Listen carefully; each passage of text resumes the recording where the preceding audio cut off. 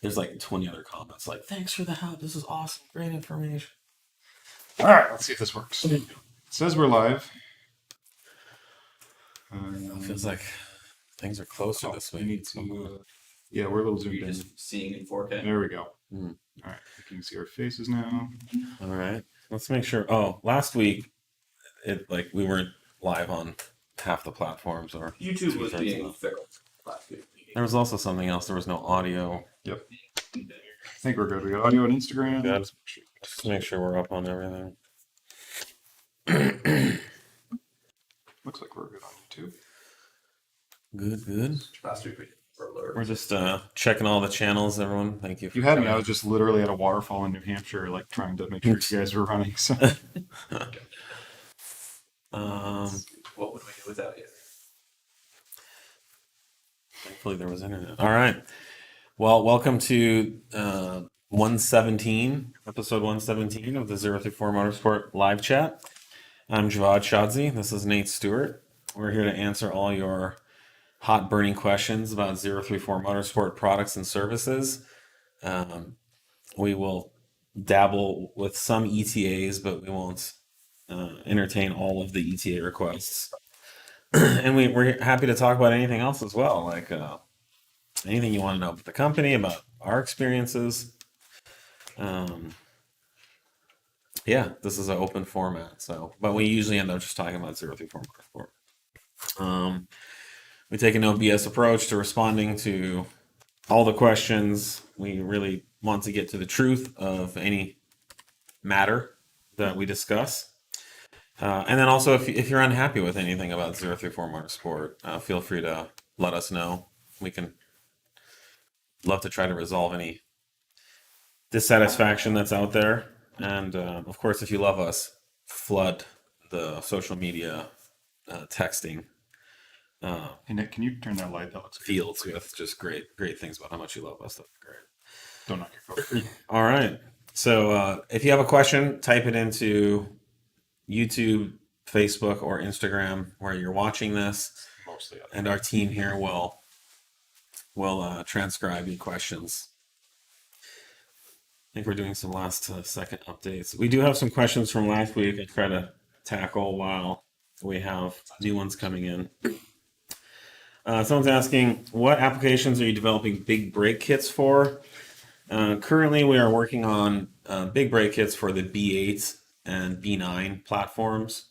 That's all we're doing right now. Racing Line, our partner, already has some really nice Volkswagen kits out. So I don't think we'll dabble into that. But they're more Volkswagen focused, we're more Audi focused. So I think that's what we'll be doing. Let's see. I was wondering if you guys are going to have a tune for the A3 8V18 in the future. I just got your TC tune, and it's great. Would love to pair it with an ECU tune, just running a race chip. We probably won't. Yeah, we've got so much other stuff. Yeah. The 1.8s, unfortunately, are really not a high mod market. No, Compared to, it's when you compare it to like the GTI or the A3 2-liter. yeah. Those are much more deeply modified vehicles. I know the 1.8's great. It's got a lot of potential, especially when you do IS20 or IS30 swaps on them. But there's just so few. It's just pretty far down on the list. So if we would if we could. Yeah, get everything cranked through, and we're sitting there, Yeah. waiting for more stuff to do. Then sure, Mm-hmm. because they're not in the end they're not that much different than the 2 liters, calibration wise. Yeah. Someone's asking, I'm combating low pressure fuel pump issues on my B8 S4. I have changed nearly all the fuel system components, but it seems as my low pressure fuel pump is not keeping up with the rest of the fuel system for my 2+ E40 tune. Do the parametrics of the tune request more out of the electrical system? Could an olderish battery be causing my woes even if it's in spec for OEM? That's hard to say. It's really hard to Just say. troubleshooting here. Yeah, that's a tough one to diagnose remotely. We do ask for basically everything the pump can give. Feel free to also, I don't know if you've been in contact with our tuning department, tuning at 034motorsport.com. We can get you set up with some data logs to make sure everything seems like it's up to snuff. But yeah, that's a really tough one to answer without more information. You guys are on questions from last week, right? Yeah, yeah. I'll do one more and then we'll jump to the new ones. Let's see.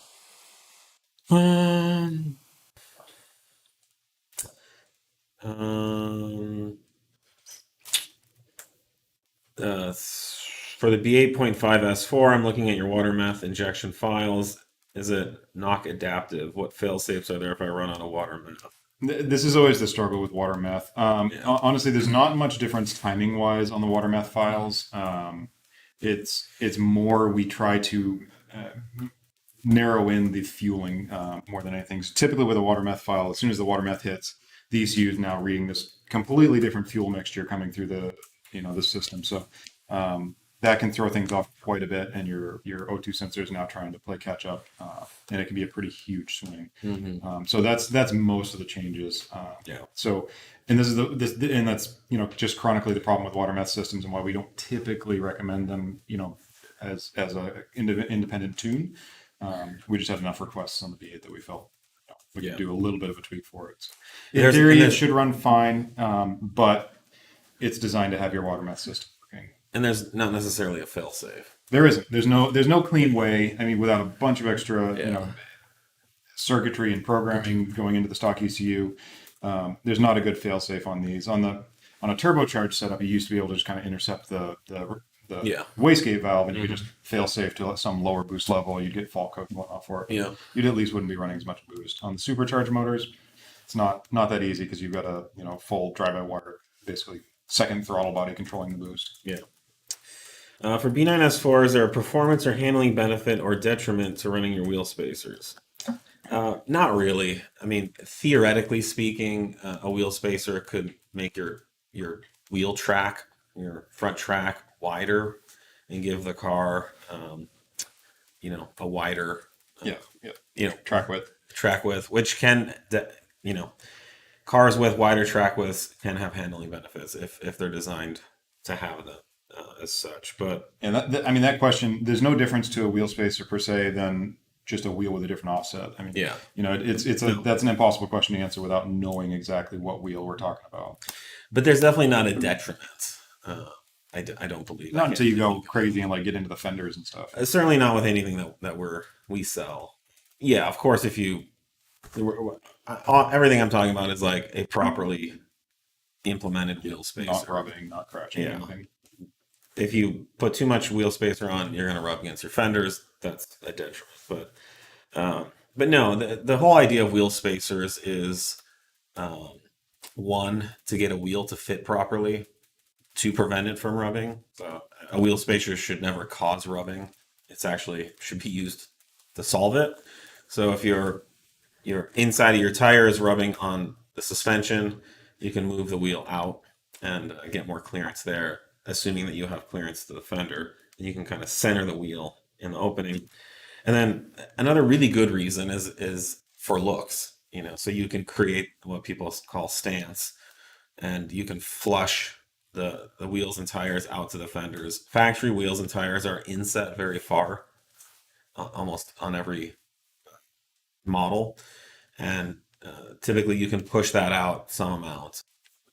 Sometimes as you have as little as 5 millimeters, sometimes you can go out 20 mil. And we do sell wheel spacer kits that make the factory wheels flush on our website. We've already done all the homework for you.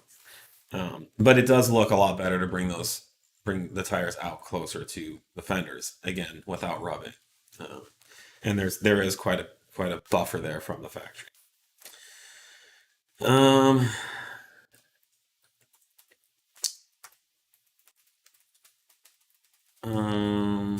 Do you think catch cans are necessary for the B9 3.0 T? It's not necessary. The cars don't really come with them from the factory. What we found is on any cars that are being tracked, I would say it's a necessity, because as you generate these G forces when you're turning on track, which are typically much higher than you could generate on the street, oil will start being pushed into the breather system from the crankcase. This is pretty much on any factory, motor. and then that oil has to be dealt with. So if that oil pumps out liquid oil and goes into your breather system, you're now dumping oil right back into your supercharger or turbocharger, and the B9 would be right back in the turbo inlet.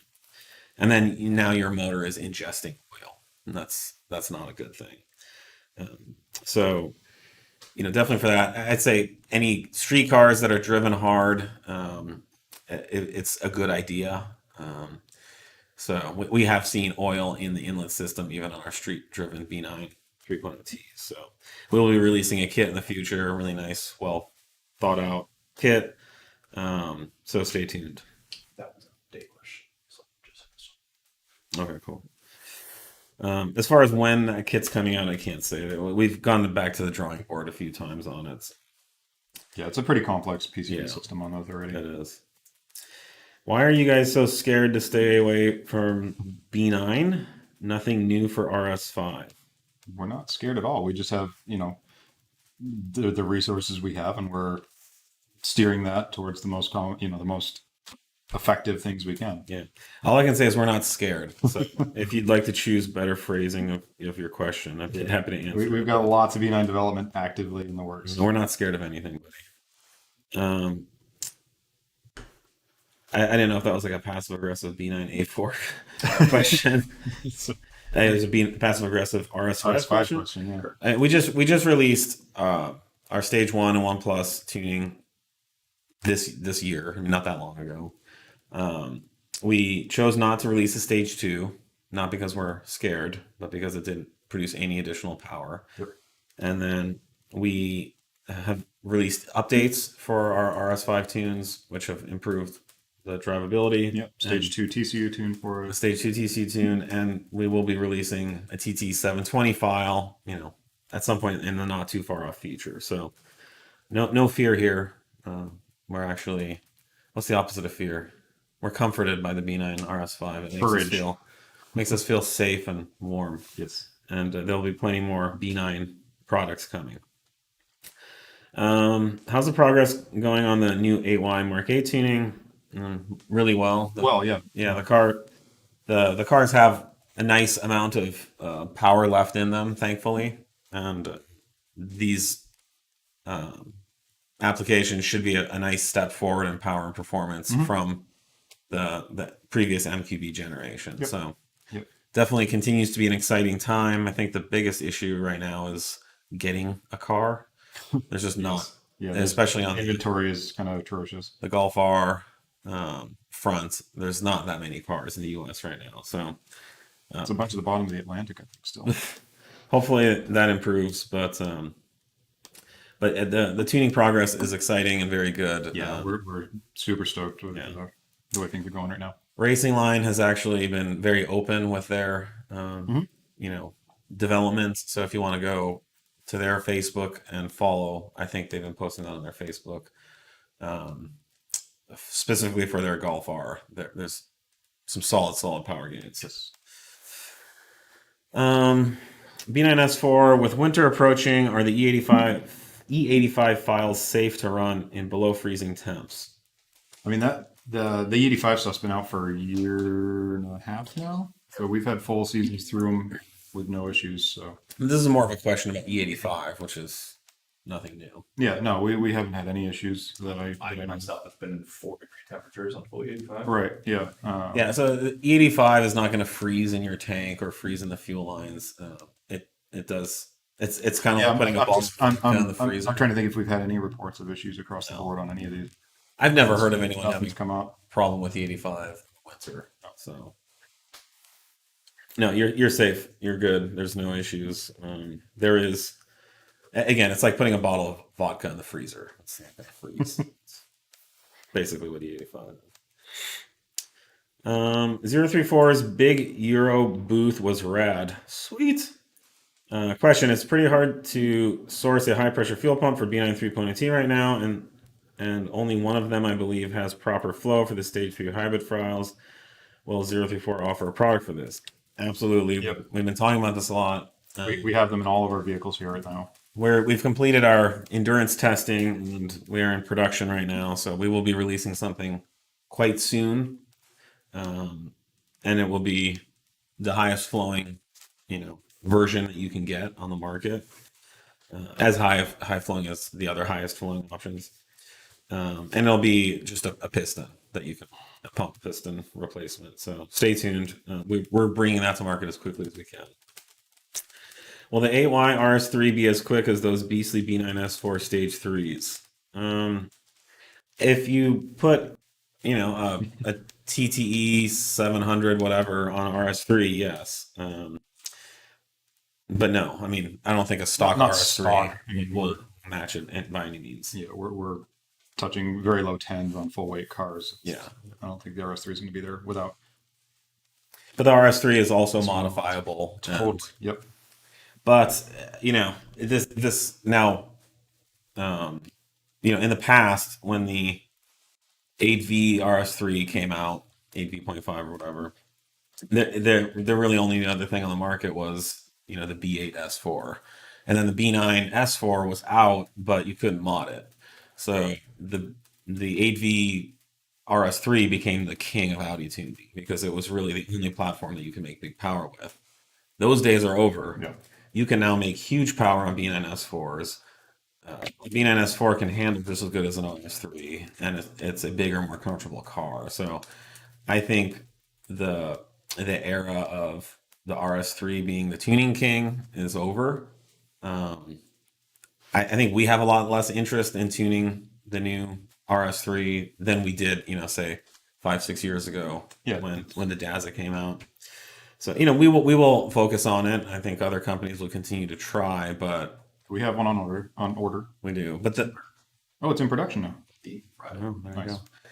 But the S4 is really a tough package to beat. And honestly, the B9.5 S4 looks really good, and sometimes I think it is an 8Y RS3. Yeah, they have very similar styling to use. So, I think for me, having the bigger displacement, the bigger motor, the bigger car, the B9 S4s handle great. Really fun cars to drive.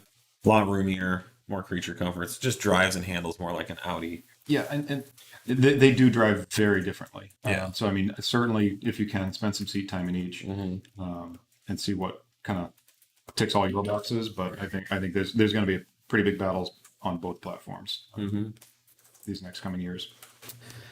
Why the heavy focus is on S4, S5, B9 Stage 3. Need file B9 Stage 3 file. What? This is a RS5, sorry. RS5. Okay. You all said by the end of the year, 2 months left, will you meet the deadline? This is why we don't typically give ETAs on things where There is no deadline. Okay, we have discussed an ETA or an estimated time of arriving. No deadline has been. I mean, I'm a CEO. I set deadlines for the staff here and for the company. I know what deadlines are. I have never committed to a deadline on any of these products. We have discussed general timelines on when we may or may not do something, and it just comes down to prioritization. So, and it's a very active development field. We have things that will kind of jump in and reprioritize literally all of the work we have in a day. So this is why ETAs are very difficult in this industry with, just the field. The whole your whole paradigm can shift in literally 24 hours. and one thing that's happened is in the last month, the new generation of GTI and S3 and Golf R ECUs are now tunable. Right. And so we did shift our focus around. We reprioritized because that is a huge market and we need to be a part of that. Everyone's rushing to be first to market. At the same time, we did bring on more resources as well. Yeah. So we are still working actively on B9 and Mark 8. So we will be releasing a B9 RS5 Stage 3 file. The RS5 market is very small compared to the S4 market, so it's approximately 10%. For every one RS5 tune we sell 9 or 10 S4, S5 files. So I'm just being straight and direct with you. That's why, if we can dedicate our very expensive engineering resources towards a product, these other applications are always going to be a higher priority. Not to say that we're not going to do it, not to say that we're being flagrant with our resources. It's actually the opposite. So we will be releasing something. If you'd like to hang in there with us and be patient, we will definitely have a great stage 3 file for the RS5 coming. I don't know if it'll be by the end of the year or not, but it's definitely on our short list of developments, and it's currently in our engineering queue to be worked on.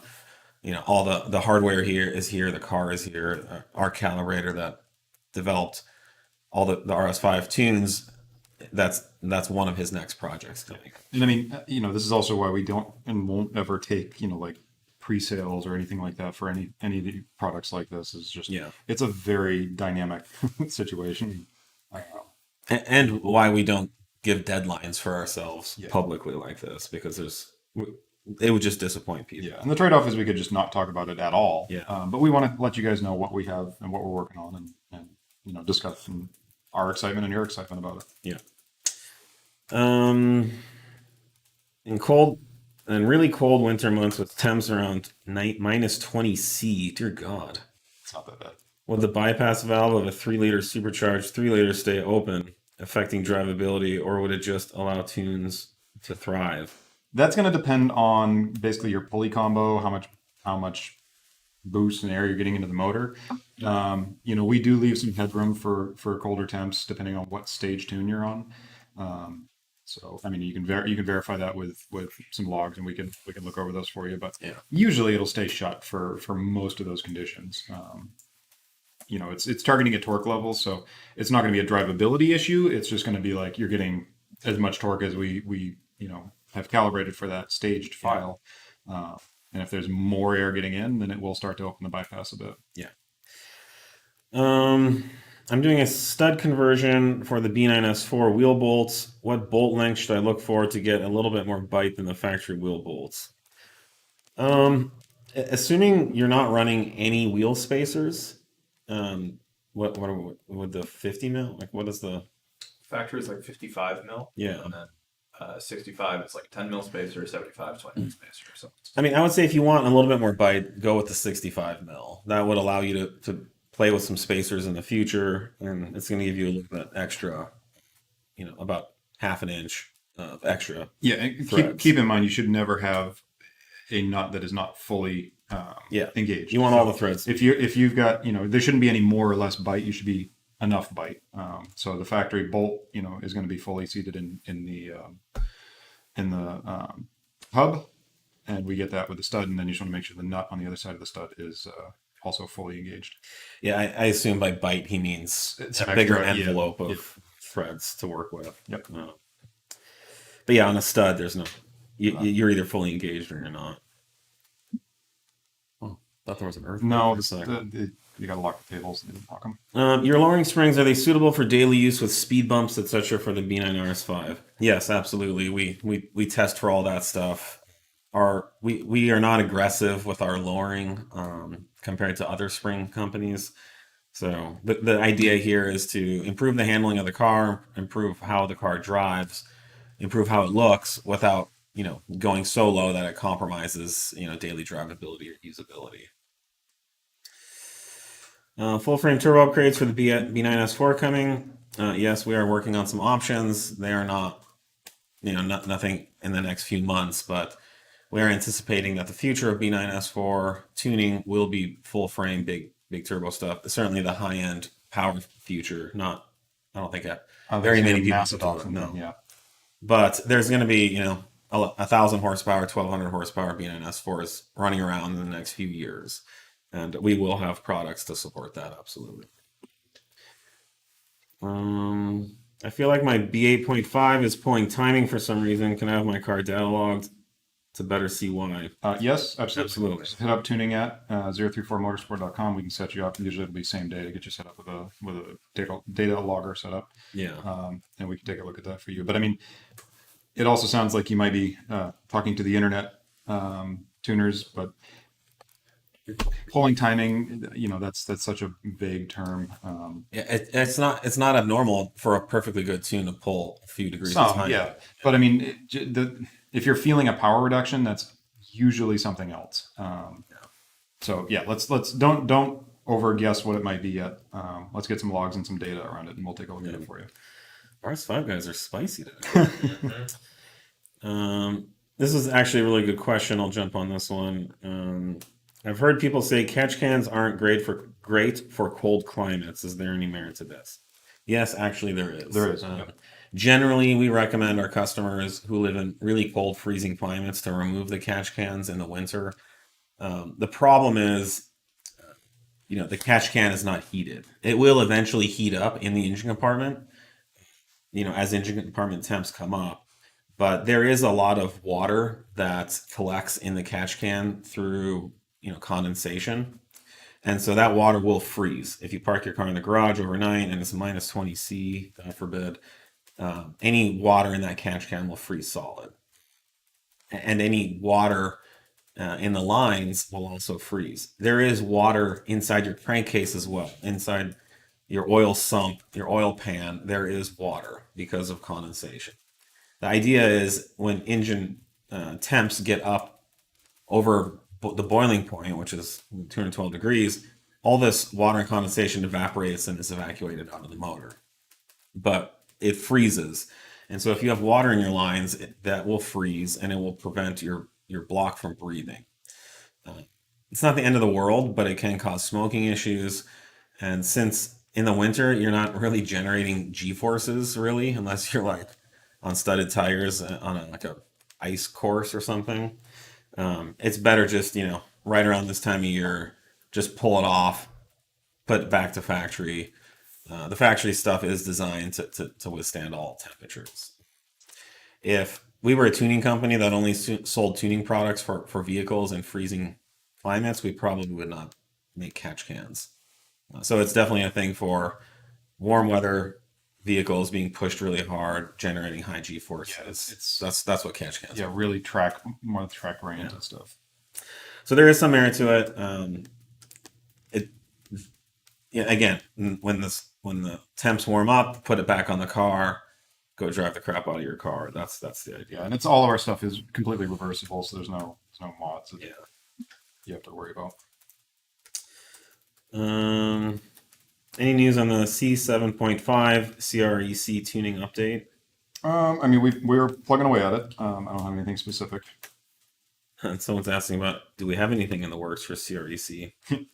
It'll be getting us similar, suite of files that our other B8 3-liter files are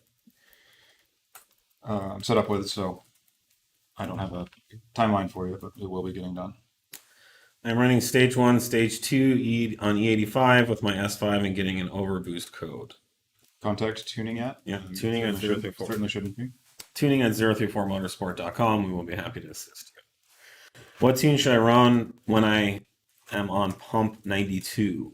Always run the closest octane below what you have if it doesn't match. So in your case, we would tell you to run the 91 octane.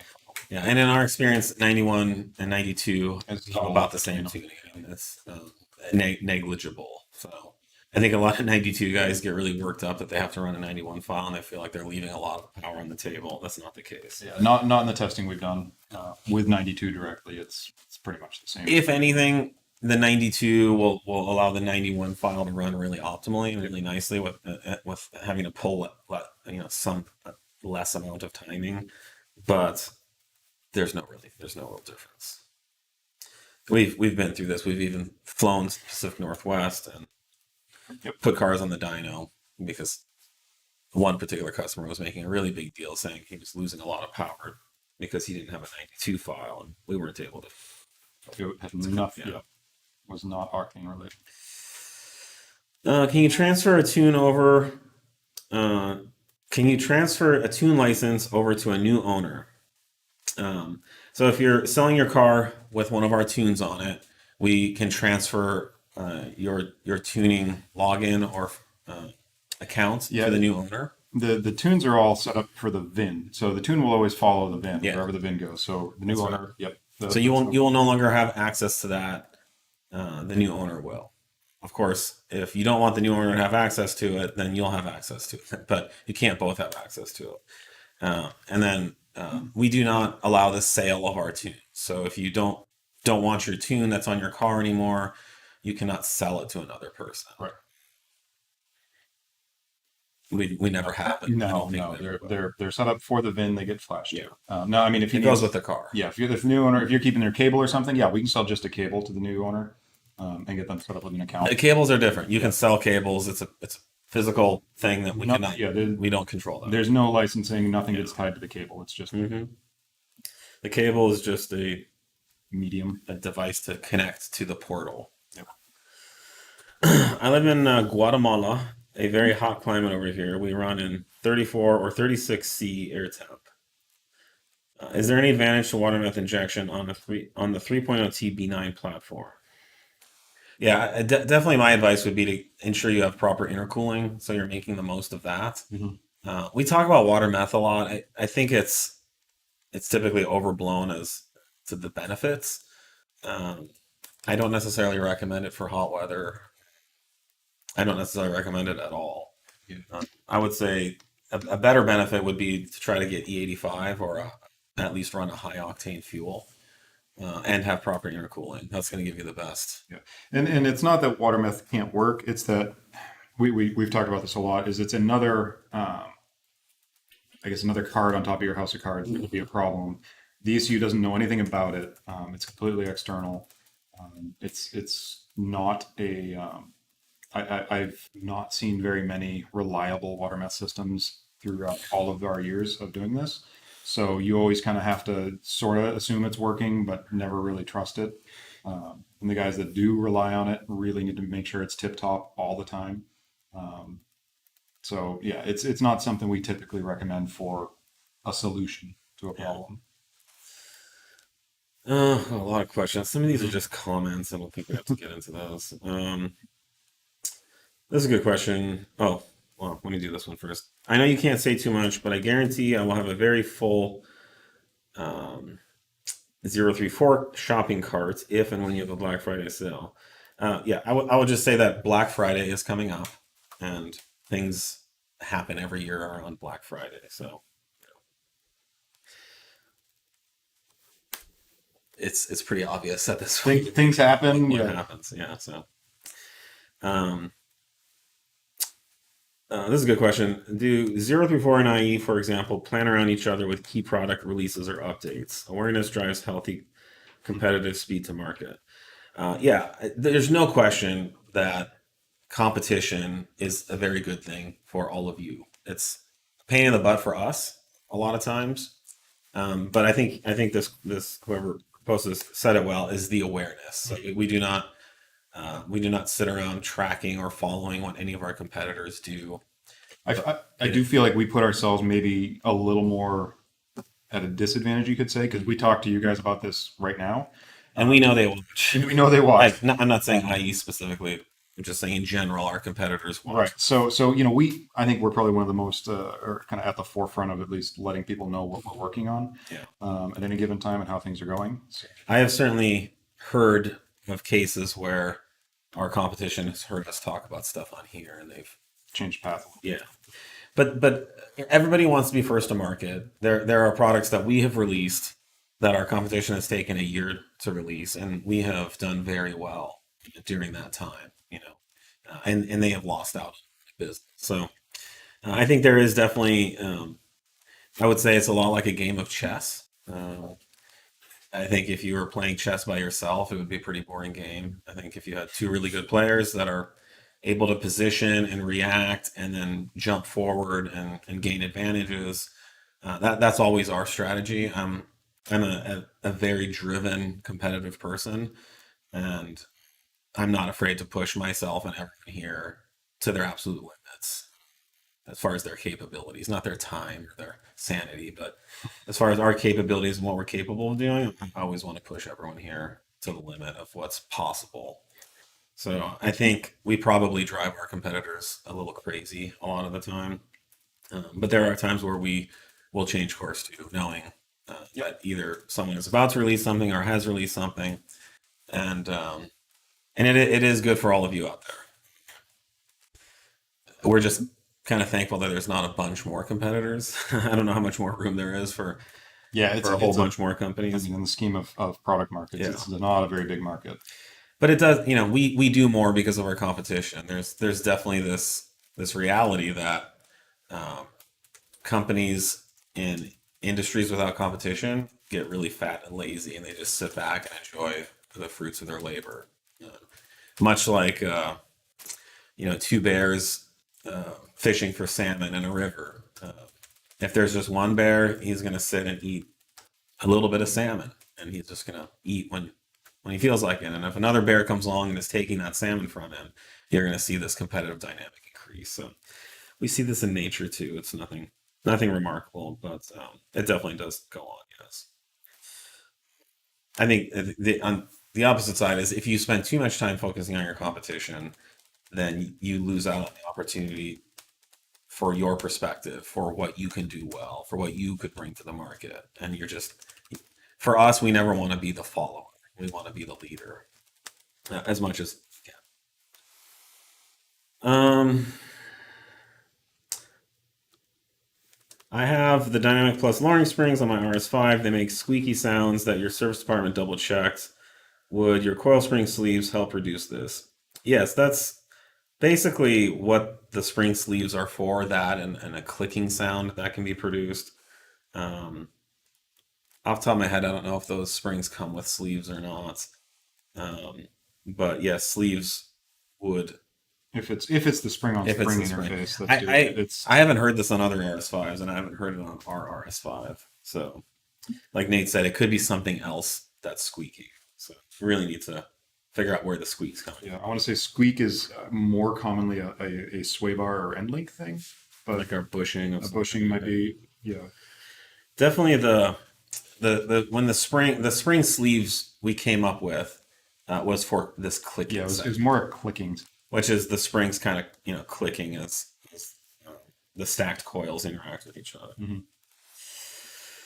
The 034 team did a great job at Big SoCal Euro. Great drag run times in the SQ5. Informative and helpful booth reps. Great show cars. Overall, great company representation. Thank you.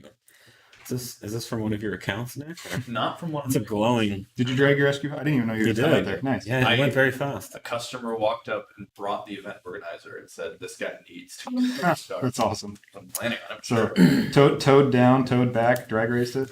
That thing looks ridiculous. By the trailer that it's towing is like 4 times longer than the car. It just looks terrifying. But supposedly it's within spec. But thank you for the great words and great job, 034 marketing team.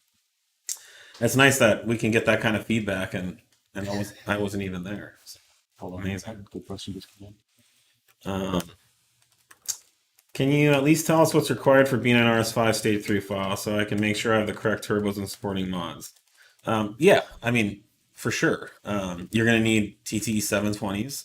You're going to need 4-bar map sensors. You're going to need an intercooler upgrade. You're going to need a high-pressure fuel pump. And I'd strongly recommend, our intake. And driveline supporting mods. And, driveline supporting mods would be nice, but they're not required. Anything else you can think of? I'm sorry, I was... RS5. Stage 3, like RS5 required mods.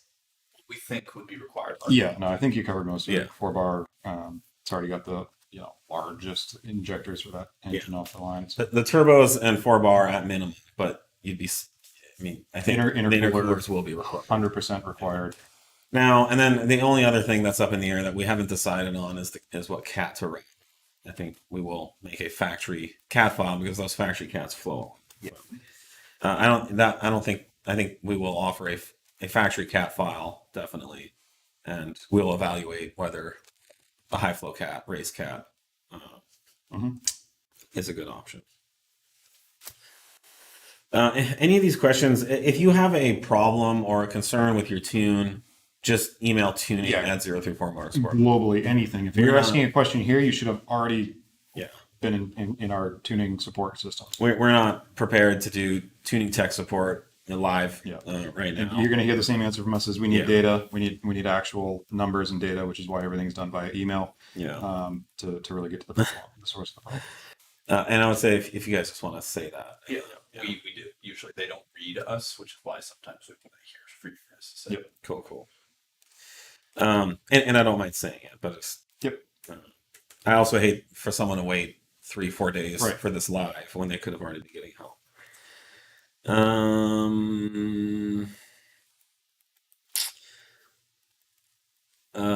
I don't know about these. I really wish there was advanced launch, anti-lag, etc. feature for the B9 series. Will that be coming out anytime soon? Takes way too long to get onto boost at the drag strip, and I hope ALC will help. I don't know how much we're going to be able to help with the boost onset because it's a factor of just engine flow at the RPM that you need to leave the line at, and the amount of airflow coming through. The turbo needs to kind of get going at that RPM. We're already pulling timing. We're already basically asking the turbo to do what a ALC would do anyway. So that is probably not going to change too much. You've got to get the on the converter and let the turbo do its thing before you've got all the boost going. Yeah. What the advanced launch will likely be on the B9s is going to be a torque set point, so you can pick how much torque you're trying to leave the line with. So it's going to be a little different than some of the older stuff, where it's not going to be just a hard cut rev limiter kind of thing. Yeah. We're trying to go fast, not just make noise. Someone's asking about B9 3.0T charge pipes. We talk about this every week. We are working on some pre-throttle body and post-throttle body products. This is mainly an issue on stage 3 cars. And they definitely are flimsy from the factory. I think every week I say that they look like something that you would use for your rain gutter control. For what they look like, they have been holding up surprisingly well. Yeah, Like they don't look confidence inspiring. when that car came out, honestly work I great. just grabbed one and was like squeezing it with my hand, and I was like, oh, but they'll support 700 horsepower pretty well. Yep. Can you talk about fault code E25B400, which is turbocharger wastegate stuck code on B9 ECU stage 1? Tuning team had a great response, and it seems like 034 is aware and working. Yeah, this is one that actually Audi themselves is struggling with. It's an OE fault detection process. The information we've been able to dig up is that this comes into play basically at almost like a cold start. I think I'm going off memory here, but it tries to compare a couple of different pressure sensors and flow rates essentially at cold start when it can try and kind of move the wastegate around and see what it's doing. To see if the gate's stuck or not. Audi has not done a great job of making sure it doesn't falsely flag the fault. So yeah, it's something we know about. It's not. I don't think I've seen one yet that's been an actual stuck gate. It's all just false positives. So yeah, we're working on it. Audi's chasing it as well. They've done. I know one box on the RS5 had like 3 revisions in a year for the same thing. Based on the SVM. Yeah, and you like you probably said, you can drive the car. It's not Yeah, I mean, clear the code, make sure there's no other faults, but that particular code we have seen falsely indicated a number of times. B9 3.0T TS2 and TS3 file. We are definitely doing the TS2, and TS3 will be after that. Evaluate. Yeah, I don't know. We're evaluating for that. But yeah, we definitely want to support the TS2 for sure. And we're kind of planning 2-3 turbos out in the future. So safe to say at some point we'll have a full catalog of stage 3 turbo tune options. When will support for 2023 Audi S5 come out? We don't know yet. No, I don't have a good one. I mean, we support the ECU. The TCU is the problem right now. Yeah. But we need to. We're going to come out with an updated. We'll have a ECU file, interim ECU file that will work for you. Yeah. That won't be too far out. Someone says, does Javad have all his analogies cataloged on his notes, or are they ad lib? No, 100% ad lib. Yeah, if you get to know Javad over the years, the analogies come hot and heavy, and usually fit quite well. Mm-hmm. I just the way my mind works, I'm constantly connecting all the dots of everything that I know and everything in my head. I make these interconnected relationships with. So for me, if I can think about one concept, I can immediately connect to all these other concepts that play out in the same way. I can usually do it very accurately right off the top of my head. So it's just how I was born. My therapist says that of any patient he's ever worked with, I have the best metaphors and analogies. It's soft. If anyone I've ever met, I was actually that was a very satisfying compliment, or I don't know if it was a compliment, but piece of information. So, how are you guys enjoying the BMW stuff you started doing? Anything coming out for the new G80 platform? It's been good. You know, it's a different world for us, and for me, it doesn't have that familiarity that I have with Volkswagen Audi. With Volkswagen Audi, you know, it's like being in a relationship with someone that I've known for 20 years, and so I just already know a lot about those cars, and they just make sense to me. And the BMW world is not the same. So even from a marketing or product planning or just anticipating the demand of response products, it's a whole new situation for me. But the cars are awesome. They're obviously great cars. The 340i that we have now is a phenomenal car. Does very fast, very good handling car, just right out of the box. So There was a lot of positive support for that car at Big Hero. that's good to hear. Very excited. We chose that car because we felt it was somewhat ignored in the aftermarket compared to a lot of the other M stuff that's out there. So we are dropping a complete product line for that platform with our Dynamic Plus springs, sway bars, various intake options, end links, and I think we're working on like a throttle body inlet pipe. So yeah, it's going to be a nice little package of parts for that car. Density motor mounts, transmission mount. Our goal next year is to move to a newer M model, probably something like a G80. So we will keep you all tuned.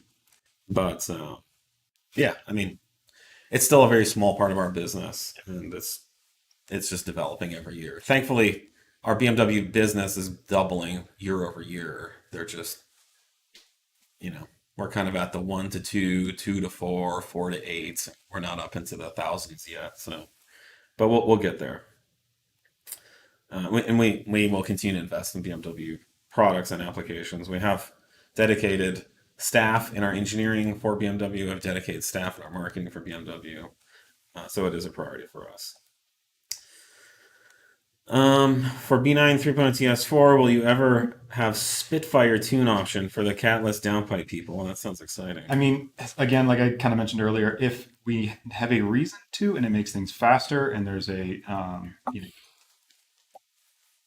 I guess more than just spitting fire reason to do it, yes, you'll likely see it. Yeah. Some people already are. I mean, it depends. It's fireballs are not unheard of just in a normal calibration anyway, with that, you know, running these kind of power levels. So, yeah, whether it's, you know, throwing 4-foot flames like the B8 stuff currently, that remains to be seen.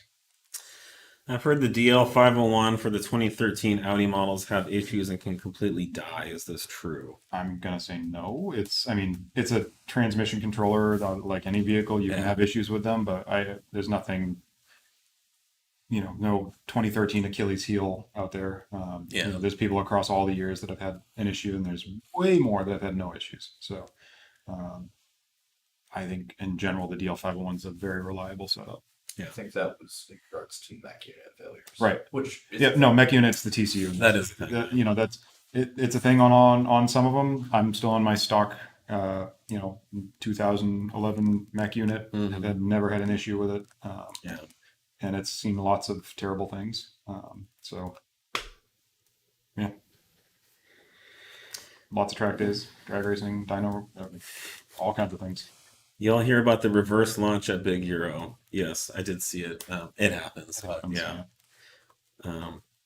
Thankfully, it doesn't sound like any damage. I think it stopped before it got to be a big problem. This is the same issue you have if you're ever at a stoplight and you need to back up for some reason.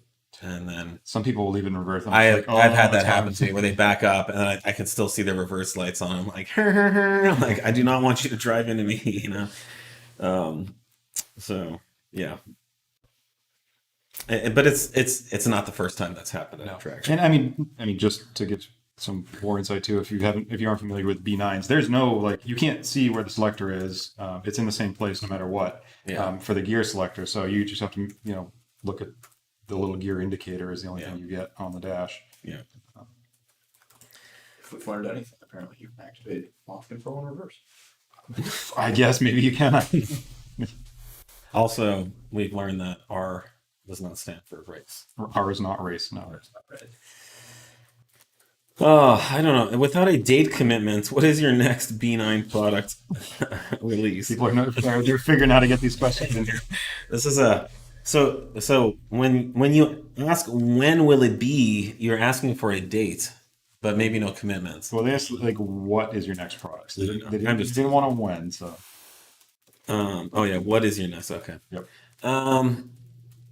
For what was it? Hardware or software? B9, I think anything product wise, I would say probably what the Well, high pressure. let's talk about something that we just released, and it's so recent that it could be considered something that is still pending release. But these are our street density S4 S5 motor mounts. They fit all the 3.0 TS cars, including SQ5. These are basically a factory format mount. So if you look at it, it looks just like a factory mount. Now, keep in mind this one only looks like half of a factory mount because it's been You will cut get in a half. complete mount if you order. Yeah. Someone's like, I don't know, that doesn't look like my factory mount. Okay, well, it's been cut in half. But here inside, we've cut it open to show that this is solid filled rubber in here. And normally there would be a void in here filled with like a hydraulic fluid. The problem, here, this is the factory one. So you can kind of see the big hole here in this one, and it's been solid filled here. So we removed that fluid valving functionality, and we simply rely on the rubber to do all the mounting and dampening of your motor. And this is actually a great way to do it. The factory tries to get a little fancy by making the mount either stiffer or softer under varying conditions to reduce the potential of NVH. We're able to reduce NVH and essentially eliminate it in all conditions by just optimizing the solid rubber. The factory could have done that too, but again, they just try to get fancier than they need to be. So the result is a better performing mount that is stiffer, that gives you more drivetrain control. So when you apply power, that power gets to the ground faster. Instead of loading up and squeezing the factory mounts, our mounts are going to more solidly, hold the motor so that torque can get to the tires instead of moving the motor mounts. We can do that without making the car uncomfortable to drive. We're also seeing reports of these mounts failing, factory mount, not these mounts, but these mounts, the factory ones failing, well under 100,000 miles of driving. So 60,000. yeah, we just had a customer tell us 60,000 in an SQ5. So, I would say this is pretty much a lifetime product. Certainly is going to substantially outlast the factory mounts. The problem with the factory mounts is eventually this fluid leaks out. It's a fluid, it's an oil, and it's going to find its way out. And when it does, there's nothing left in here to support the mount, and so the mount collapses on itself. So once that happens, the mount has failed, and your motor is going to, sit lower, and it's not going to support the motor, and the mount's actually going to get a lot softer. Yeah, and it also you get a lot more movement in this rubber interface, and they'll start to tear as well. Yeah, so then it tears. It kind of gets to a full catastrophic failure once Yeah. they lose the fluid. Eventually, the top just kind of rips. This is a similar construction mount to the B8 cars, and those all really started failing after the cars started hitting 50, 60,000 miles. Very, very common. We saw a lot of those mounts for that reason. So these are available. In stock, ready to ship. What else? I think high pressure pumps coming. A high pressure fuel pump is coming very soon. We're definitely going to have tuning stuff happening very soon. The turbo inlet. Oh yes, our standard sized cast turbo inlet and our super duper turbo inlet for the 3.0 T turbo motor. And then we will have adapters and couplers to mate the big super duper inlet to our current intakes, whether you've bought a P34 or an X34.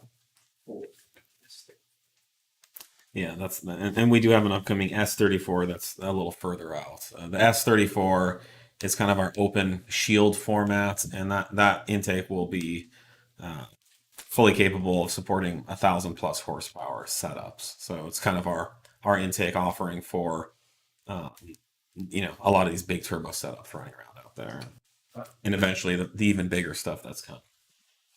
Fast regarding big turbo reliability with these. These will hold up to big turbo tuning, no problem. Yeah, there's not a lot of That would be extra very- force. Engine torque isn't. I mean, we've talked about this before too. The amount of torque you're making isn't necessarily going to be bigger, just because of the turbo. The thing that this mount won't do any better than the factory mount necessarily is like if you do a lot of really hard drag racing. Let's say you build like a 8-second car and you're making a ton of power. That kind of use is very hard on mounts, or you're getting like big shock loads to the drivetrain. And so eventually we will come out with a motorsport version of this mount that would be suitable for that kind of use. And again, you can go to the drag strip with your stage 3 car with our street density mounts, and they're going to hold up just fine. But they're not necessarily a lot stronger than the factory mounts when it comes to instantaneous forces in use. They still have all the same basic construction as the factory mounts. Again, we haven't seen these mounts failing from drag racing use yet, but we will eventually make a motorsport mount, which will be able to withstand any kind of horsepower or shock loading or abuse that you can deal. But these will hold up very well to any kind of tuning that you're doing, certainly better than the factory mounts. And our motorsport stuff is generally field rebuildable as well for any rubber items in it. It's hard to say how long. Someone's asking how long do I think they would last. I don't have any reason to believe that they would fail, but I think at least as long as the factory mounts, 100,000 miles. It's hard to say though. We haven't done that type of long-term testing. I will say we stand behind our products. If you ever have a problem with these mounts, please contact us. We'd be happy to work with you. We have a standard 1-year warranty on all of our products. But with that said, if we believe that any of our products have failed prematurely, we will work with you through our customer service department. I mean, the architecture and format of these is so known. For 15 years, there's been mounts exactly like this. They're very similar to this. Yeah. You know how. Yeah, and we don't have widespread failure problems with any of our density mounts. There have been times in the past where we've had some quality issues that we've had to address, and we took care of customers when those came. If you Google it, I mean, we've been selling density mounts since 2005, so you could go back literally 10, 12 years and see customers that have had issues. But you have to keep in mind we've literally sold hundreds of thousands of these mounts since then. So the stuff you see online is just an infinitesimally small percentage of those that we've sold. Thank you to everyone that makes this happen. All love from me to you. All keep up the great work. Thank you. Thanks for watching. We appreciate that. Will TTE A10 tuning be released this year? Maybe. We can't say for sure, but we are working. Yeah, I mean, it's going to depend how all of our testing and endurance stuff goes. So, I mean, when we don't just develop a tune on the dyno and then say, here you go, guys. We need track time, drag racing time, all the various octanes and testing, altitude stuff. So there's a lot that goes into it. We're almost out of time here.